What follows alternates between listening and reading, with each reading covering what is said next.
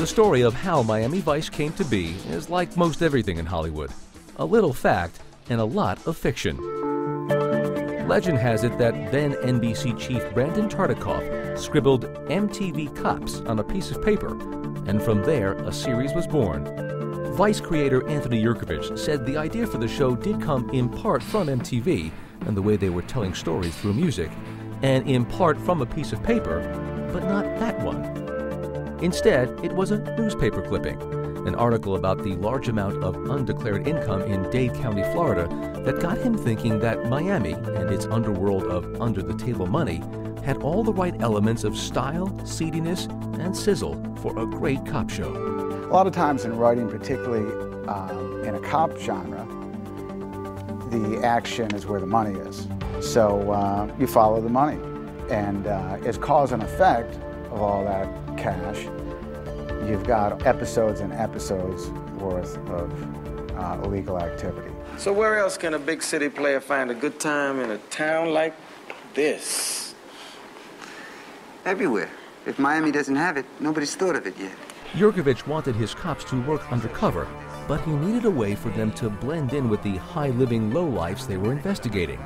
He got inspiration from a federal law that allows the government to seize any property used in a crime, even, say, a Ferrari sports car. And allowed me as a writer to create a couple characters who were cops, making a measly 35 G's a year, and give them access to all the toys they needed to pass as high-level players in the, Miami underworld. I'm gonna be wearing an Armani blazer. You're gonna be wearing a wire. Yerkovich pitched his idea to NBC. A 15-minute pitch, and I walked out of there with a put-pilot deal and went to work writing the show. The city of Miami, however, took a little longer to convince. The early 80s had been a turbulent time in Miami. Race riots, the nation's highest murder rate, and rampant drug smuggling had all tarnished the city's once glowing image as a tropical paradise. City officials wanted to brighten its reputation and worried that a show called Miami Vice would bring the wrong kind of attention. They were horrified at the title. They were quite alarmed and suggested to us some terrible, boring sort of Chamber of Commerce kind of titles like Miami-Dade County PD and things that were, in a spirit of Miami boosterism. So we just stuck to our guns, and Miami Vice it was. Yerkovich had to stick to his guns once again when it came to casting. He wanted Don Johnson to be Sonny Crockett. NBC wasn't thrilled with the idea. They explained to me that Don had done 6 failed NBC pilots before, and they would, just as soon have Don Ho or Don King play Crockett than Don Johnson. In fact, even though Don Johnson's name came up early on, casting director Bonnie Timmerman was sent on a hunt for a different Sonny Crockett. I was hired to give Don competition. And I brought in a lot of actors, and no one got the part. He got the part, and it was his. For the role of Tubbs, Yerkovich suggested Philip Michael Thomas.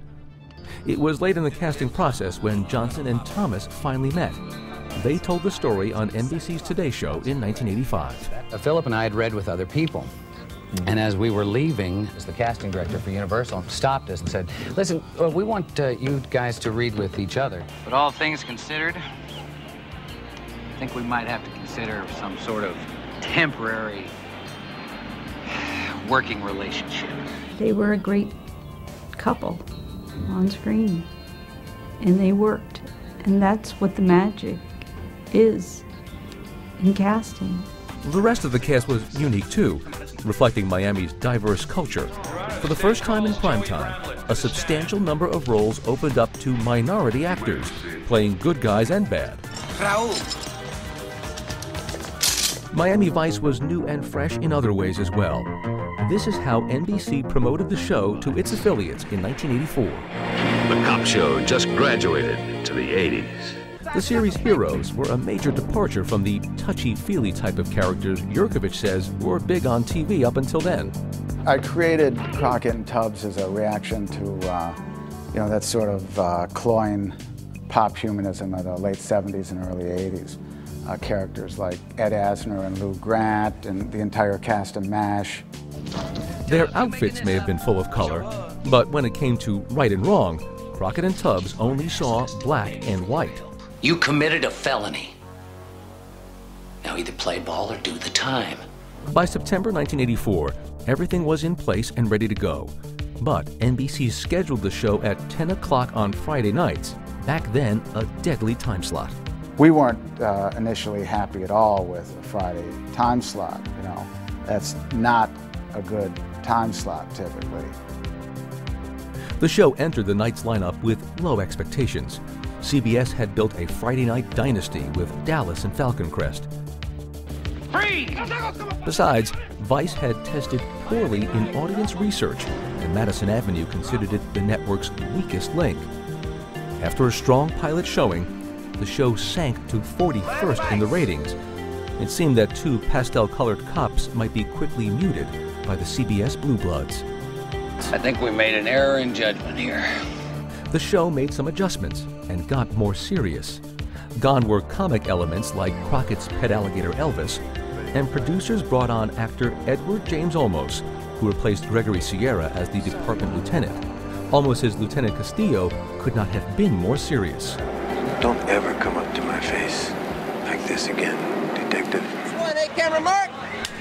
By the time summer reruns hit the air, it was clear that the cast, crew, and creators of Miami Vice had done their jobs. Things had turned around. The show was ranking among the top 20, and it was just starting to heat up. By the start of season 2, Miami Vice had arrived. Other networks had look-alike shows, and as this segment taped by Michael Talbot for a local Miami station shows, it was almost impossible to find anyone watching the competition. Somebody's got to be watching Falcon Crest. All these people can't be watching Miami Vice. Miami Vice remained on the air for 5 seasons.